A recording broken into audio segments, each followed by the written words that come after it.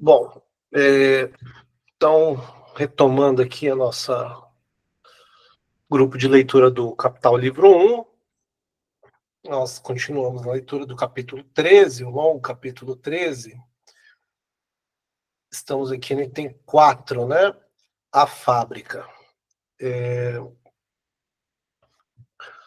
Bom, começar a leitura, né?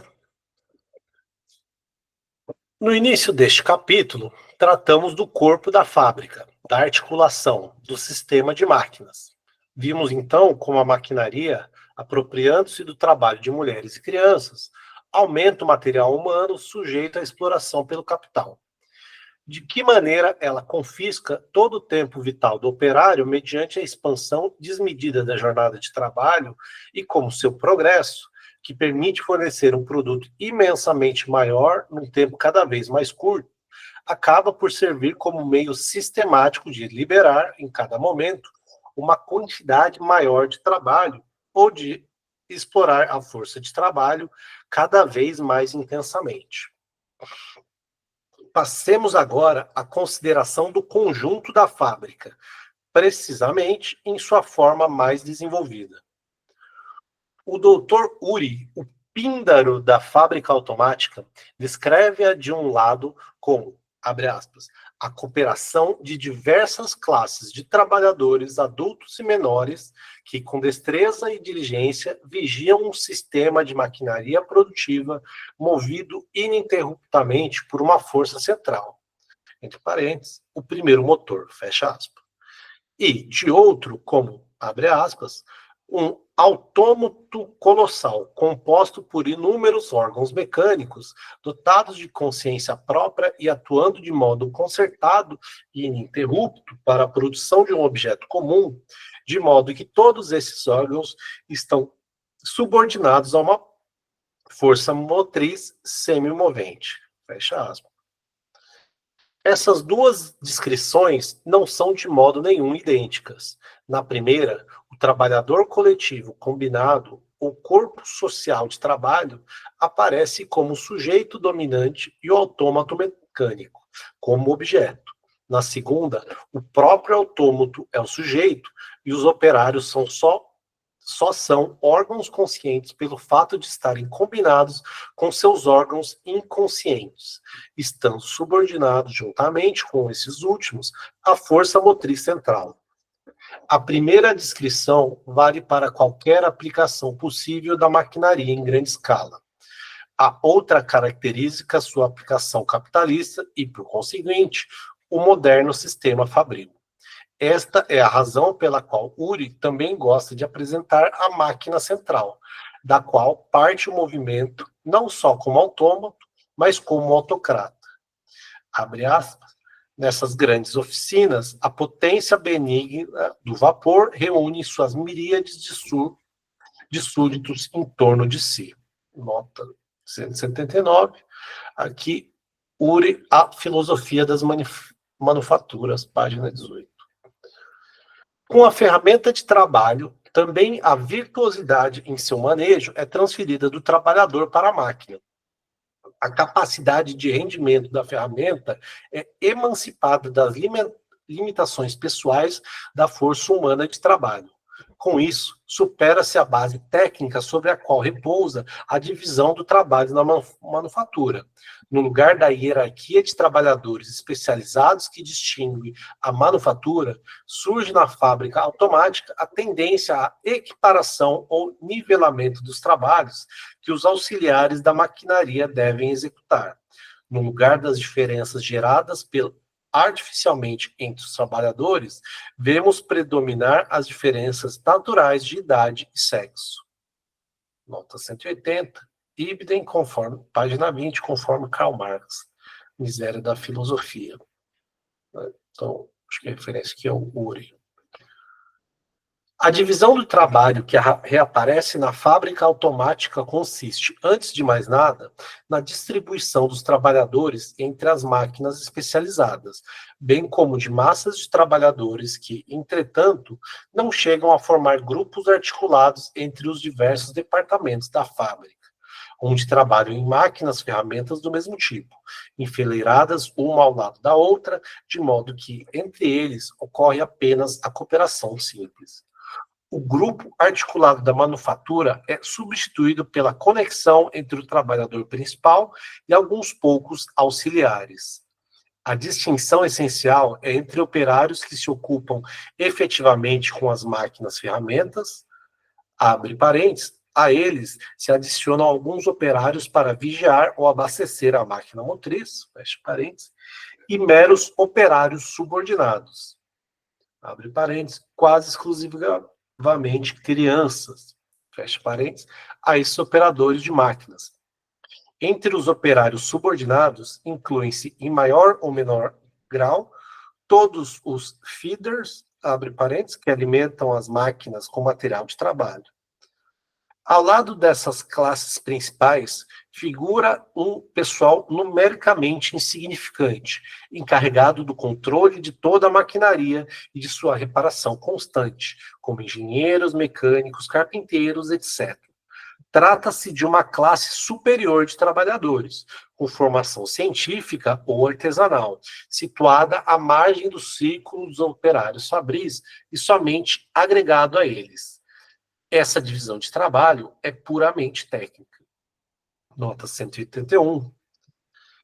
A intenção da fraude estatística, que, aliás, também poderia ser comprovada detalhadamente em outros casos, fica evidente no fato de a legislação fabril inglesa excluir expressamente de seu âmbito de aplicação, como trabalhadores não fabris, os trabalhadores por últimos mencionados, ao passo que, por outro lado, os returns publicados pelo parlamento incluem expressamente na categoria de operários fabris não só engenheiros, mecânicos, etc., mas também dirigentes de fábrica, vendedores, mensageiros, supervisores de estoques, embaladores, etc. Em suma, todas as pessoas, com exceção do próprio dono da fábrica. Todo trabalho na máquina exige instrução prévia do trabalhador para que ele aprenda a adequar seu próprio movimento ao movimento uniforme e contínuo do autômato. Como a própria maquinaria coletiva constitui um sistema de máquinas diversas que atuam simultânea e combinadamente, a cooperação que nela se baseia exige também uma distribuição de diferentes grupos de trabalhadores entre as diversas máquinas. Mas a produção mecanizada suprime a necessidade de fixar essa distribuição à maneira como se realizava na manufatura, isto é, por meio da designação permanente do mesmo trabalhador ao exercício da mesma função. Nota 182. Uri admite esse fato. Ele diz que os trabalhadores, abre aspas, em caso de necessidade, podem deslocar-se de uma máquina a outra, de acordo com a vontade do diretor, fecha aspas, e exclama em tom triunfal, abre aspas, tal mudança está em flagrante contradição com a velha rotina que divide o trabalho e designa a um trabalhador a tarefa de moldar a cabeça de um alfinete, a outra a de afilar sua ponta.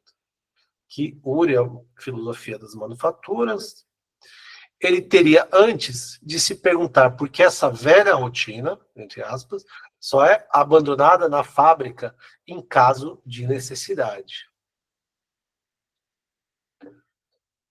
Como o movimento total da fábrica não parte do trabalhador e sim da máquina, é possível que ocorra uma contínua mudança de pessoal sem a interrupção do processo de trabalho. A prova mais contundente disso nos é fornecida pelo sistema de revezamento, Relay System, que começou a funcionar na Inglaterra durante a revolta dos fabricantes ingleses de 1848 a 1850. Nota H. Vou clicar aqui. Ver página 360, né? Está fazendo referência a outra página. 360. Por fim, a velocidade com que o trabalho da máquina é aprendido na juventude descarta também a necessidade de empregar uma classe especial de trabalhadores exclusivamente no trabalho mecânico. Na fábrica, os serviços dos simples ajudantes podem, em parte, ser substituídos por máquinas e, em parte, permitem, em virtude de sua total simplicidade, a troca rápida e constante das pessoas condenadas a essa faina. Nota 183, 184. Em casos de emergência, como durante a Guerra Civil Americana, o operário de fábrica é excepcionalmente usado pelo burguês para os trabalhos mais grosseiros, como construção de estradas, etc. Os ateliês nacionais ingleses de 1862 em diante, instituídos para os trabalhadores algodoeiros desempregados, distinguem-se dos seus similares franceses de 1848 pelo fato de que nestes o trabalhador tinha de executar tarefas improdutivas às expensas do Estado, ao passo que naquele tinha de executar trabalhos urbanos produtivos em benefício do burguês, por salários menores do que os dos trabalhadores normais, com os quais ele entrava, assim, em competição. A aparência física dos operários algodoeiros melhorou, sem dúvida. Atribuo isso, no que diz respeito aos homens, ao trabalho realizado ao ar livre nas obras públicas. Trata-se aqui dos operários fabris de Preston, empregado no Preston Moor, Pântano de Preston. Relatório dos inspetores de fábrica, 1863. 184, né? Ou seja, os simples ajudantes seriam substituídos por máquina.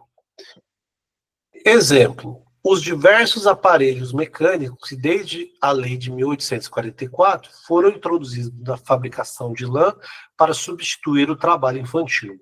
Então, logo os filhos dos próprios senhores fabricantes tivessem de cursar a escola, entre aspas, da fábrica como ajudantes, esse setor da mecânica, praticamente inexplorado, haveria de experimentar um notável impulso.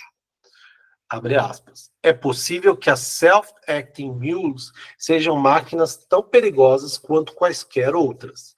A maior parte dos acidentes ocorrem com crianças pequenas, e precisamente porque engatinham por baixo das mules para varrer o chão, enquanto as máquinas ainda estão em movimento.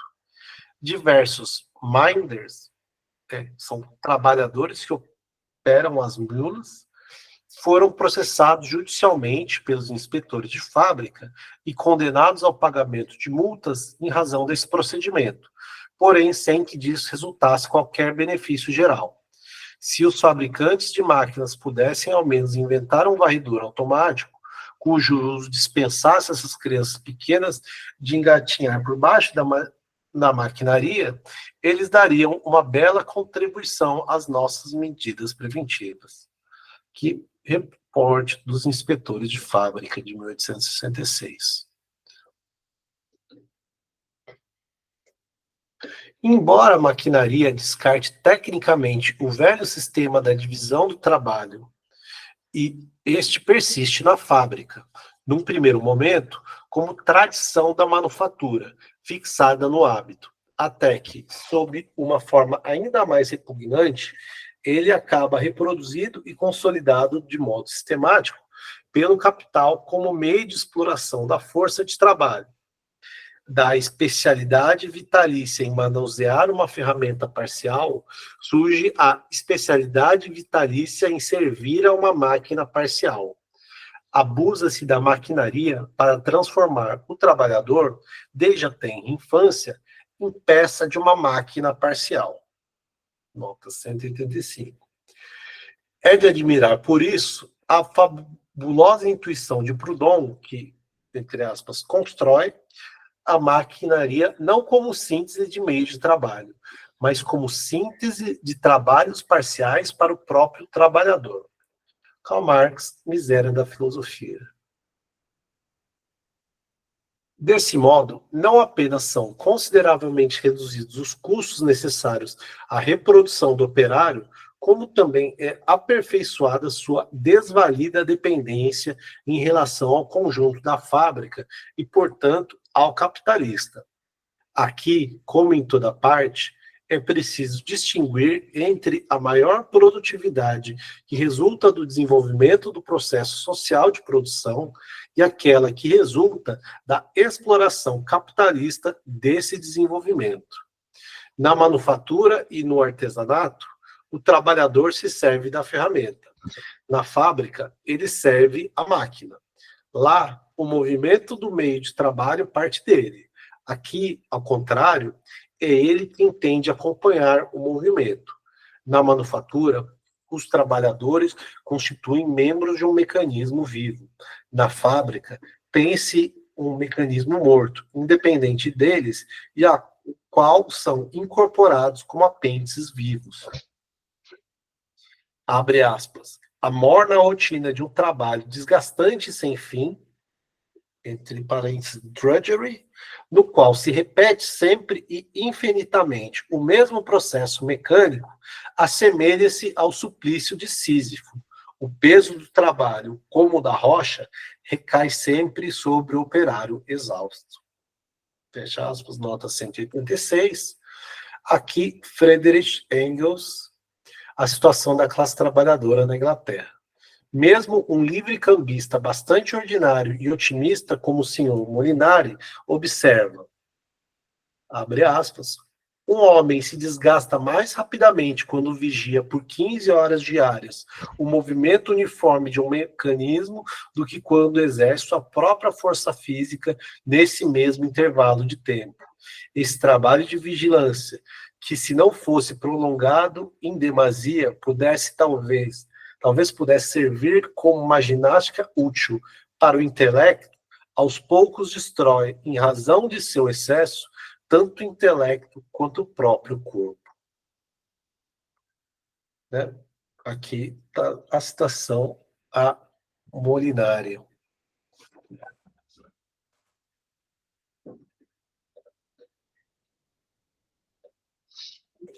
Enquanto o trabalho em máquinas agride ao extremo o sistema nervoso, ele reprime o jogo multilateral dos músculos e consome todas as suas energias físicas e espirituais. Novamente, Friedrich Engels, situação da classe trabalhadora na Inglaterra. Mesmo a facilitação do trabalho se torna um meio de tortura, pois a máquina não livra o trabalhador do trabalho, mas seu trabalho de conteúdo. Toda produção capital... Desculpa, vou fazer um pequeno parênteses de um exemplo, um relato que eu ouvi pessoal e que me lembrou muito disso. Eu tinha uma colega de trabalho que ela era descendente de japoneses e ela foi trabalhar numa fábrica no Japão e o trabalho era desses bem operacionais e ela tinha que separar as coisas em duas, ela ficava no meio de uma esteira e tinham duas esteiras que ela tinha que separar. Um dia ela inventou que se ela colocasse um pedaço de plástico no meio ali, fazia o trabalho sozinho, né? E daí ela falou, pô, não preciso me mexer, né, para fazer, e ela usou isso. Só que ela parou de usar isso porque ela não conseguia ficar 12 horas na função dela parado olhando essa máquina, esse pedacinho de plástico fazendo o serviço que ela tinha que fazer. Ela tirou o pedaço de plástico e voltou a fazer com a mão, porque ela conseguia suportar o turno de trabalho, assim. Mas, enfim, só me lembrou muito esse trecho aqui. Toda a produção capitalista, por ser não apenas processo de trabalho, mas, ao mesmo tempo, processo de valorização do capital, tem em comum o fato de que não é o trabalhador que emprega as condições de trabalho, mas, ao contrário, são estas últimas que empregam o trabalhador. Porém, apenas com a maquinaria, essa inversão adquire uma realidade tecnicamente tangível. Transformado num autômato, o próprio meio de trabalho se confronta durante o processo de trabalho com o trabalhador como capital, como trabalho morto a dominar e sugar a força de trabalho viva. A cisão entre as potências intelectuais do processo de produção e o trabalho manual, assim como a transformação daquelas em potências do capital sobre o trabalho, consuma-se, como já indicado anteriormente, na grande indústria, erguida sobre a base da maquinaria. A habilidade detalhista do operador de máquinas individual, esvaziado, desaparece como coisa diminuta e secundária perante a ciência. Perante as enormes potências da natureza e do trabalho social massivo que estão incorporadas no sistema da maquinaria e constituem, com este último, o poder do patrão. Por isso, em casos conflituosos, esse patrão, em cujo cérebro estão inextricavelmente ligados à maquinaria e seu monopólio sobre ela, reclama a, que aspas, mão de obra repleno de desdém. Abre aspas. Os operários fabris fariam muito bem em guardar na memória o fato de que seu trabalho é, na realidade, uma espécie inferior de trabalho qualificado, e que não há nenhum outro que seja mais fácil de se dominar, nem que, considerando-se sua qualidade, seja mais bem pago. Que nenhum outro trabalho pode ser suprido tão rápida e abundantemente com o rápido treinamento dos menos experientes. A maquinaria do patrão desempenha, de fato, um papel muito mais importante no negócio da produção do que o trabalho e a destreza do operário. Trabalho que se pode ensinar em 6 meses de instrução e que qualquer peão pode aprender. Aqui, nota 188. É uma referência aqui a The Master Spinners and Manufacturers Defense Fund. Algum relatório de algum comitê, né? Sobre os patrões. Spinners, acho que tem a ver com a indústria têxtil, né? Aquela pecinha que gira o fuso, né? O fuso da indústria têxtil. Veremos mais adiante que o patrão muda de tom assim que se vê ameaçado de perder seus autômatos vivos.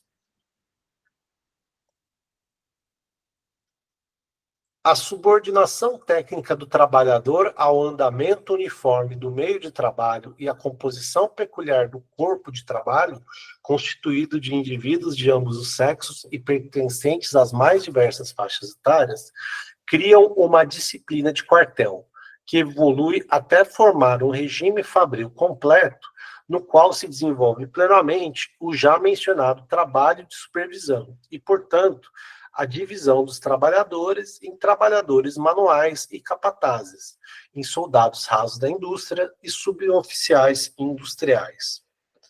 Abre parênteses. Na fábrica automática, a principal dificuldade estava na disciplina necessária para fazer com que os indivíduos renunciassem a seus hábitos inconstantes de trabalho e se identificassem com a regularidade invariável do grande autômato. Mas inventar um código de disciplina fabril adequado às necessidades e à velocidade do sistema automático e aplicá-lo com êxito foi uma tarefa digna de Hércules, e nisso consiste a nobre obra de Arkwright. Mesmo hoje, quando o sistema está organizado em toda a sua perfeição, é quase impossível encontrar entre os trabalhadores que atingiram a idade adulta auxiliares úteis para o sistema automático. Nota 189. De novo, Uri, o Filosofia das Manufaturas. Quem quer que conheça a biografia de Arkwright jamais lançará a palavra nobre ao rosto desse barbeiro genial. De todos os grandes inventores do século XVIII, ele foi indiscutivelmente o maior ladrão de inventos alheios e o sujeito mais ordinário.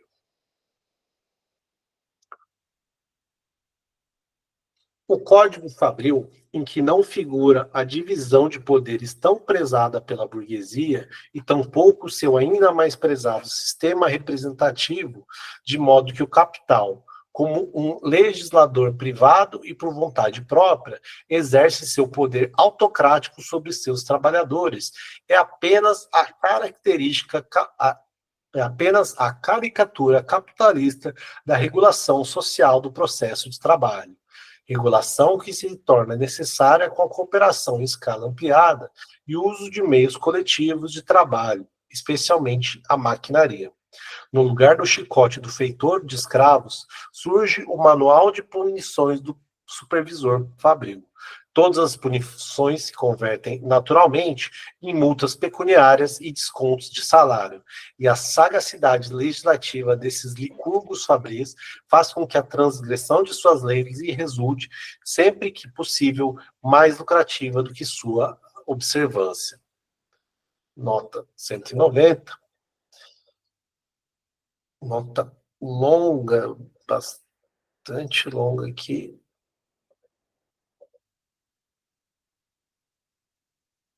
Nota 190. Abre aspas. A escravidão que a burguesia impõe ao proletariado revela-se em toda sua evidência no regime fabril. Aqui, de direito e de fato, cessa toda a liberdade. O trabalhador deve chegar à fábrica às 5:30 da manhã. Se atrasa por alguns minutos, é multado. Se o atraso é superior a 10 minutos, não pode entrar até a hora da primeira pausa para comer, e assim perde 1/4 do salário da jornada. Embora o período em que não trabalhou corresponda a 2 horas e meia de uma jornada de 12 horas. Come, bebe e dorme sob o comando de outrem. A sirene tirânica da fábrica arranca-o da cama, apressa seu café e seu almoço. E na fábrica, o patrão é o legislador absoluto. Determina a seu bel prazer os regulamentos, altera os contratos conforme sua vontade e, quando introduz as cláusulas mais absurdas, o operário ouve dos tribunais. Você é livre para decidir, só deve aceitar os contratos que lhe interessarem, mas agora que subscreveu livremente esse contrato, tem de cumpri-lo. Os operários estão condenados da infância à morte a viver sob o látego físico e espiritual. Frederick Engels, A Classe Trabalhadora na Inglaterra. Gostaria de esclarecer com 2 exemplos o que dizem os tribunais.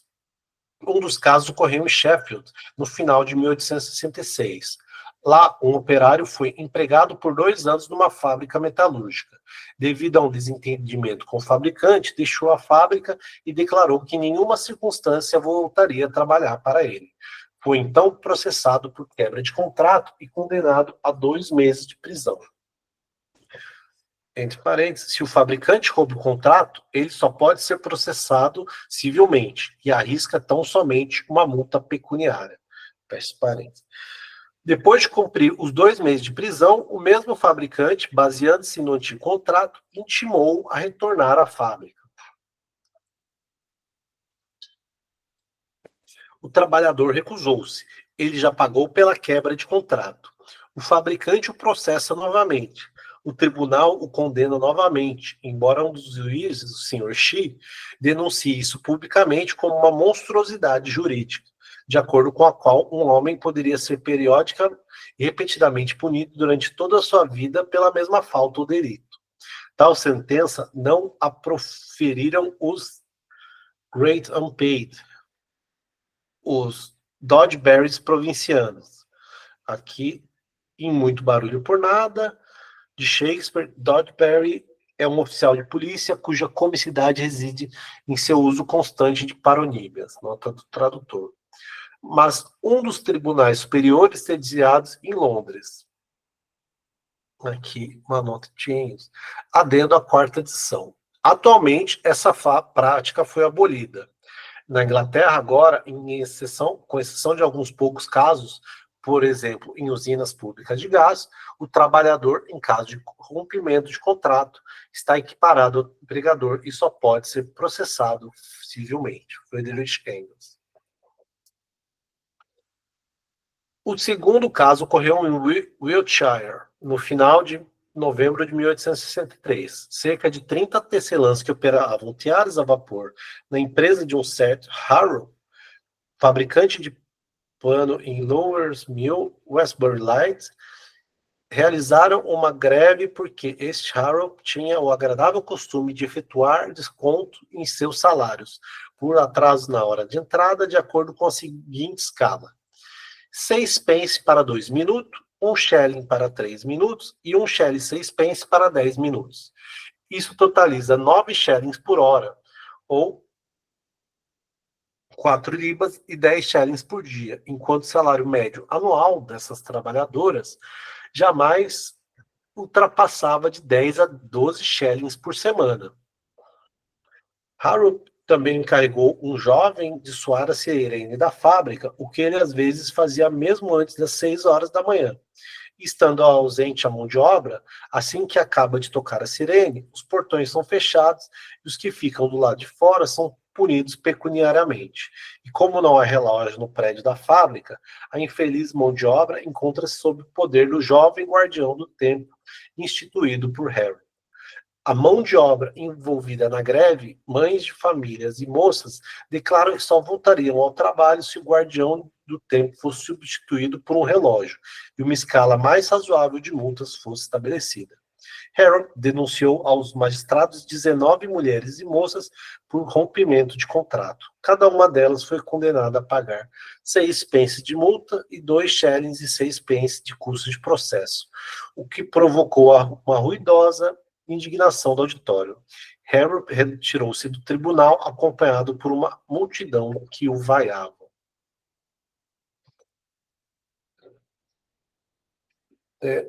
Apontamos aqui apenas as condições materiais nas quais o trabalho fabril é realizado. Todos os órgãos dos sentidos são igualmente feridos pela temperatura artificialmente elevada, pela atmosfera carregada de resíduos de matéria-prima, pelo ruído ensurdecedor, etc.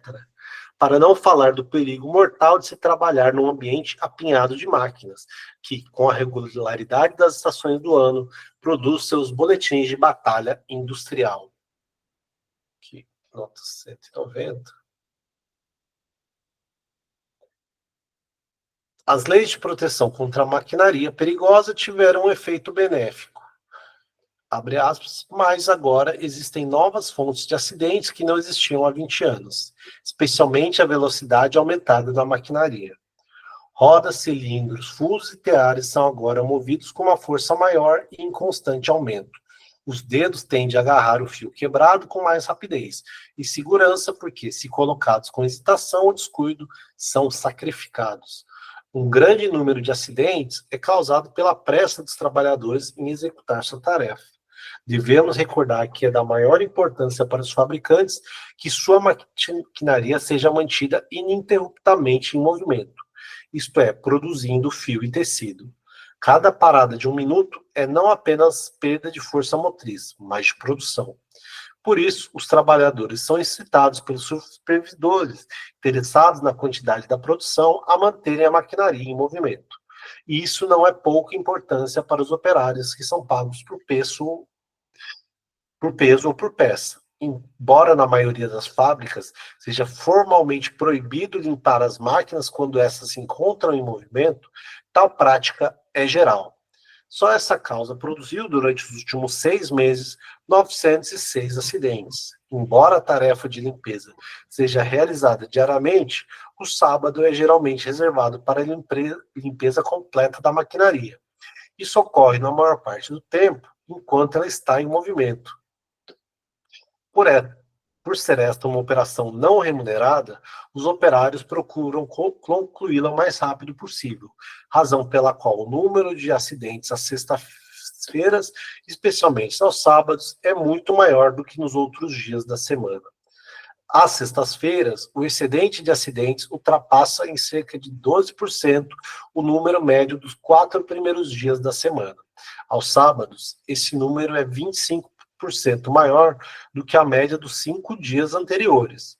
Porém, levando-se em conta que a jornada de trabalho fabril aos sábados é somente 7 horas e meia e de 10 horas e meia nos demais dias da semana, o excedente sobe para mais de 65%. Né?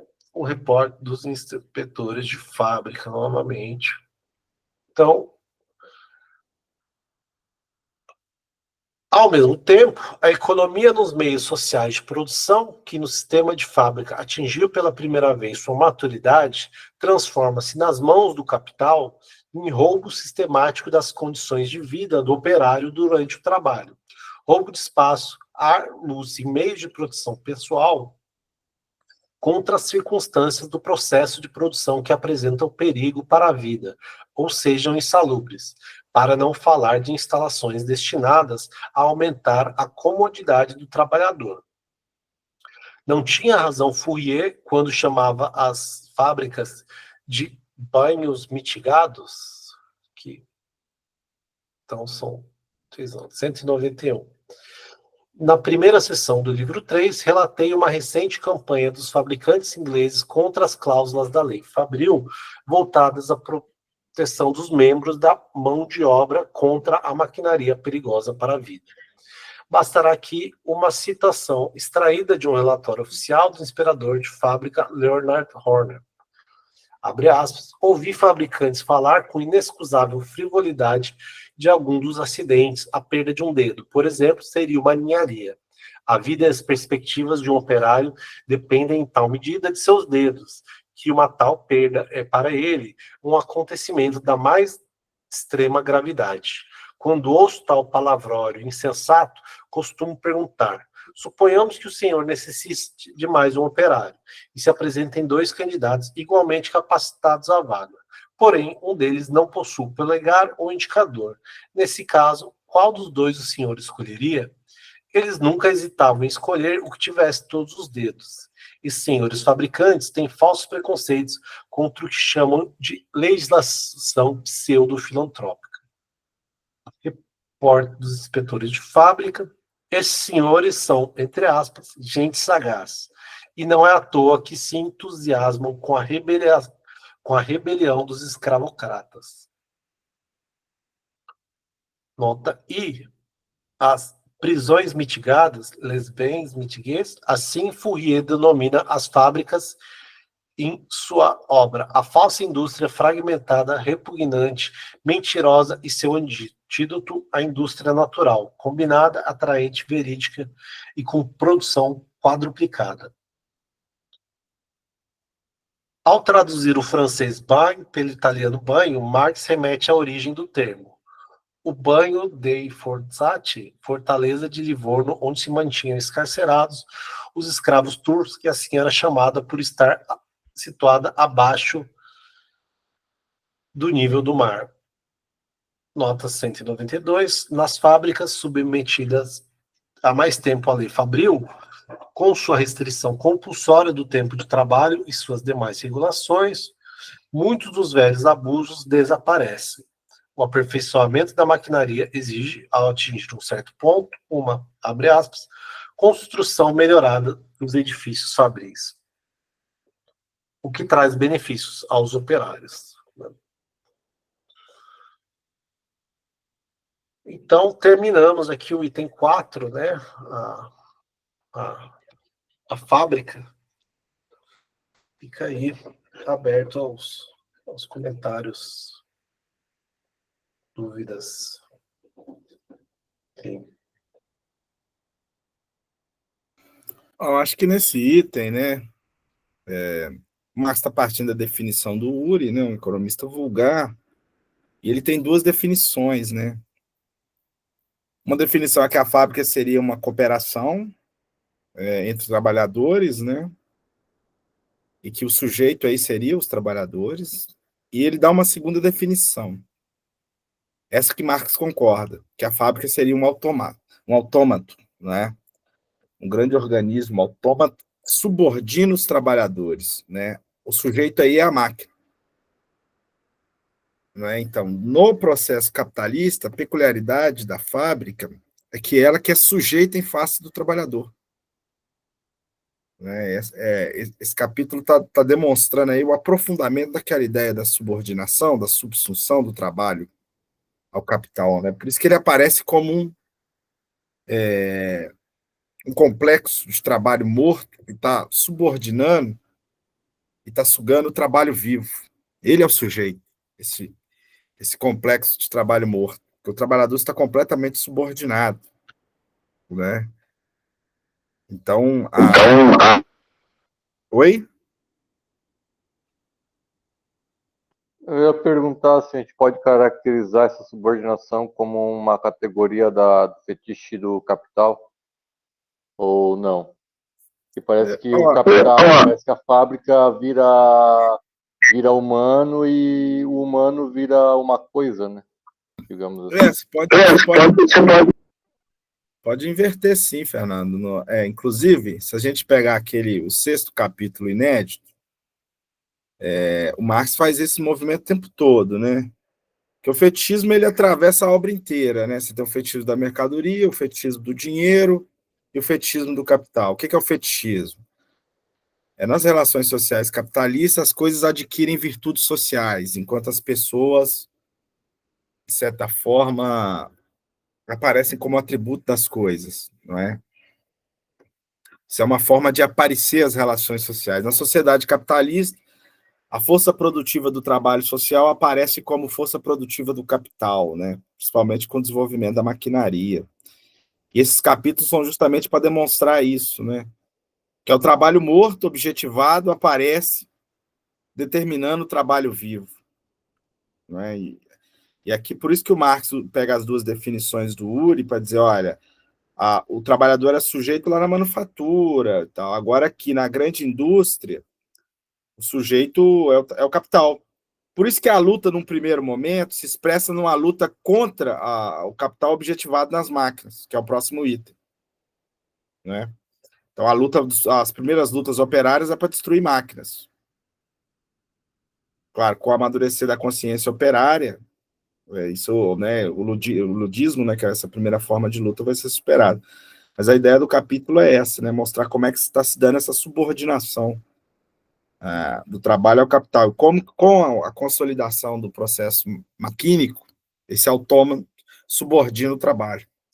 O trabalhador agora é só apêndice dessa máquina. Por isso que ele dá esses exemplos. Antes, era o trabalhador que se servia da máquina, das ferramentas. Agora, é as ferramentas que se servem dos trabalhadores.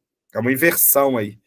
Sempre que haver essa inversão, né, caracteres que são sociais aparecer como qualidades naturais das coisas, aí está o fetichismo.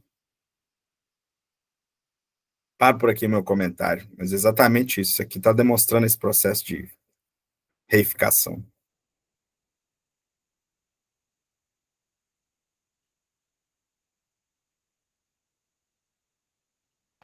Eu só ia comentar que, só uma pequena observação, esse processo que o Arley escreveu, que a gente leu também, ele atualiza essa questão da subjetividade, que o Marx já tinha chamado a atenção lá no início do capítulo,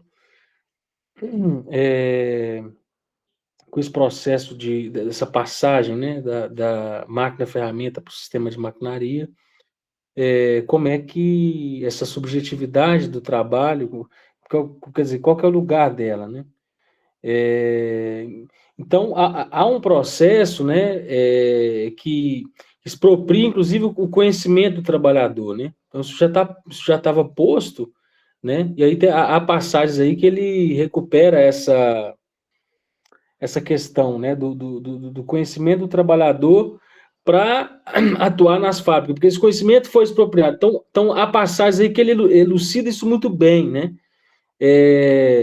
Porque como não há mais a propriedade, né, esse trabalhador ele não é mais parte da sua propriedade, ele tem só a propriedade de si mesmo, né? Ele só tem a sua força de trabalho, quer dizer, então ele foi, o seu conhecimento, o seu saber também foi expropriado, né? Então eu acho que esse capítulo ele tem passagens, isso já está desde o primeiro capítulo, né? Está desde o primeiro capítulo. Só que no primeiro capítulo é mais abstrato. É mais abstrato, né? A relação trabalho concreto e trabalho abstrato, a relação trabalho simples, trabalho potente, exige um pouco mais da abstração, né? Aqui é como você consigo ver ela, você vê ela melhor, né? O processo, enfim, uma leitura superficial aqui, mas é a sensação que eu tenho, né? Mas, obviamente, aqui também a abstração está presente. Isso que o Ali falou, né? A fábrica como um sujeito, né? Quer dizer, a abstração real está mantida, né?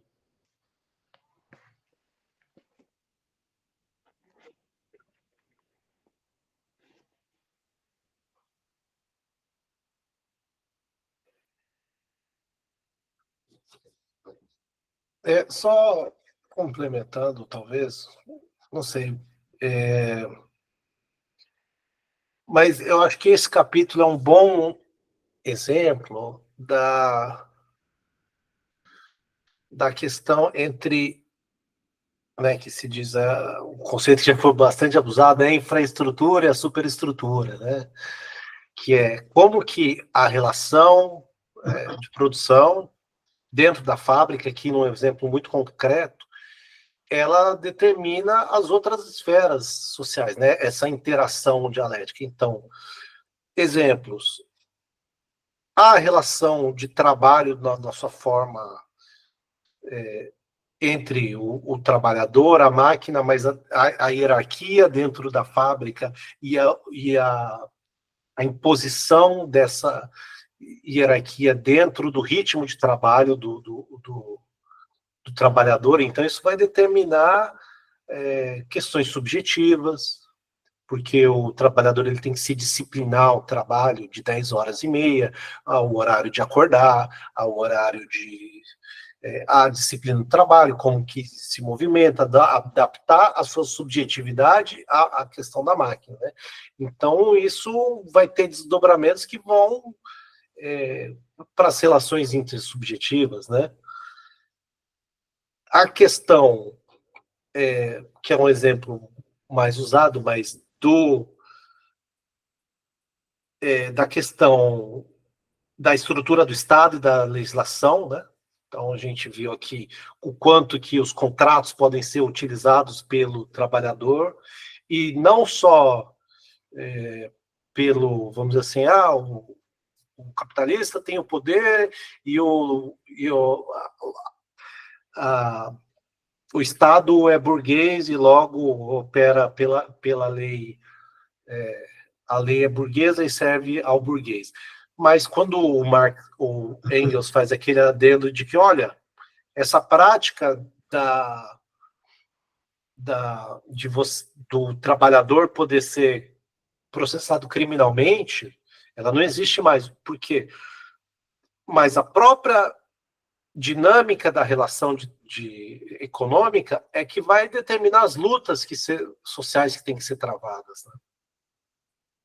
Então, eu acho que é um texto bastante rico nesse propósito, né?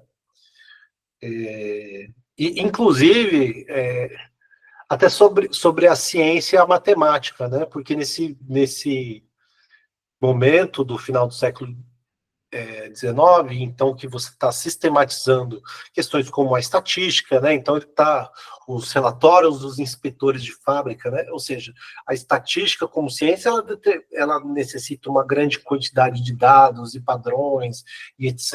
e tudo, né? Então, a relação econômica que nasce na manufatura e desemboca na fábrica, ela provoca dialeticamente, na sua interação com as suas negações, todos os movimentos em diversas outras esferas da sociedade, né? Eu acho que esse é um trecho muito bom para ser explorado nesse sentido. Eu tenho um termo que eu gosto, chama militarização do trabalho, né? Quer dizer, tudo que o Caio falou, o Valeio, na verdade, essa hierarquia e essa disciplina trazem na nossa mente uma certa militarização, né?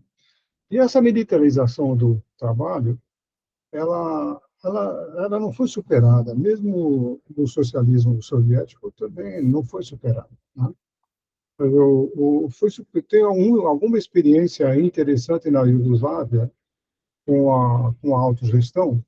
Até se dizia que na Iugoslávia o trabalhador tinha liberdade dentro da fábrica e não tinha fora da fábrica. Esse era o contrário do capitalismo, né? Quer dizer, o socialismo soviético também não superou essa militarização do trabalho, né? Os planos quinquenais, os esforços de produção e a burocracia impediram também essa evolução. Então, no meu modo de ver, a humanidade ainda não superou em nenhuma das experiências, né, de, de autogestão do trabalho, né? Eu penso que isso, de uma forma ou de outra, permanece, né? Historicamente permanece. Nós não superamos isso aí. Esse é um ponto importante. Houve mudanças a partir de lutas, etc., mas nós estamos dentro disso. Um outro ponto de reflexão interessante é a gente pensar de como a fabricação de microchip em Taiwan ela se mantém como a mais importante indústria. Praticamente 90% dos chips são feitos em Taiwan e não há jeito está muito difícil para a China, ou mesmo para os Estados Unidos, chegarem à qualidade dos chips produzidos em Taiwan. Embora eles não sejam donos do projeto. Então, uma das explicações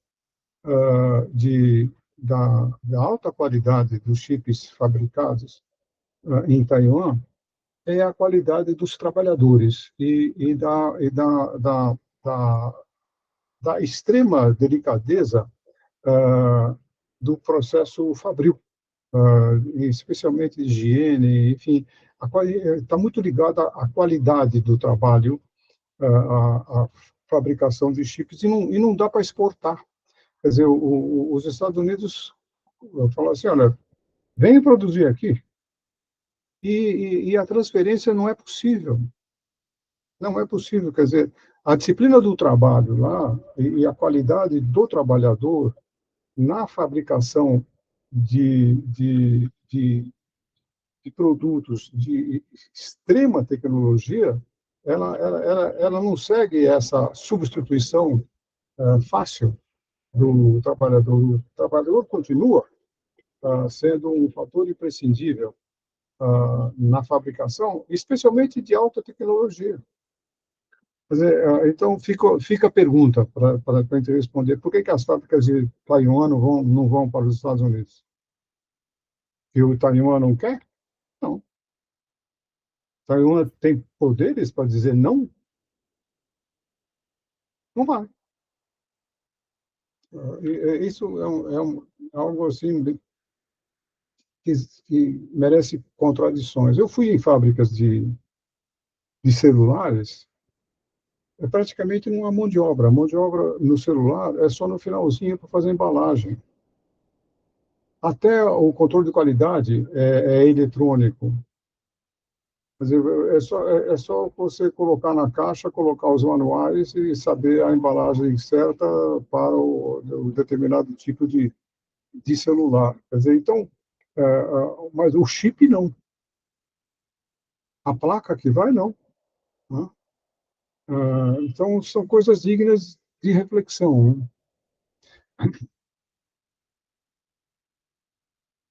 Uma questão que me faz pensar, ainda voltando ali sobre essa questão da subordinação, do fetiche e tal, por que ele categorizou tantos elementos em um conceito só, né? Porque, o fetiche do capital, aí você está lendo ali a subordinação real. Aí podemos chamar também de reificação. Aí também tem um processo ali da alienação. E se for analisar tudo isso, no meu ver, se alguém conseguir me corrigir, que parece que tudo isso faz parte do próprio fetiche do capital. Aí a minha dúvida é: qual momento é da alienação qual momento é da subordinação real, qual momento é da reificação, ou todos esses momentos fazem parte do próprio fetiche? Não sei se vocês entenderam a minha dúvida.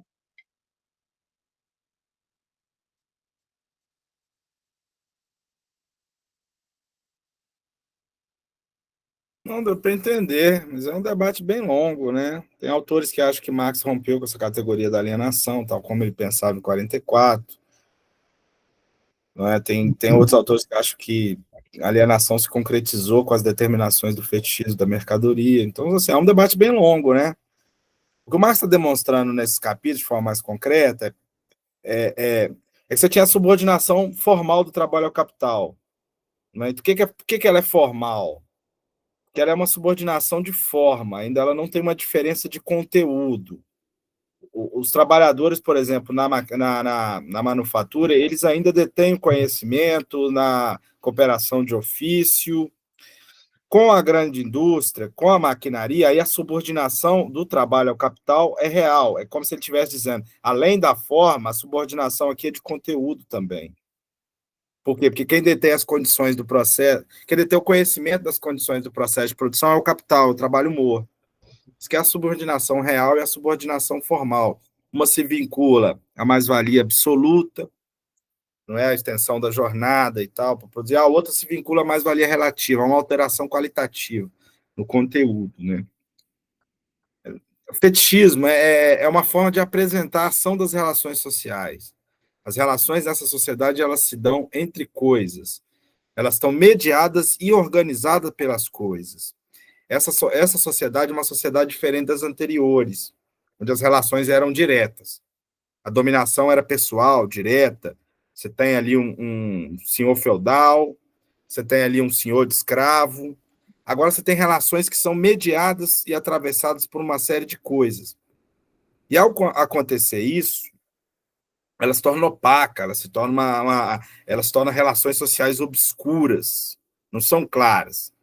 Não é? O que a gente viu lá no capítulo 1 é isso, não é? Você vê lá a distribuição, o camponês tem que entregar, ficar com uma parte da sua produção, entregar a outra parte para o senhor feudal. É claro essa distribuição, isso é visível. Não é? O senhor de escravo coage para poder receber o produto do trabalho ali do escravizado. Isso é visível. Nessa sociedade, as relações estão todas...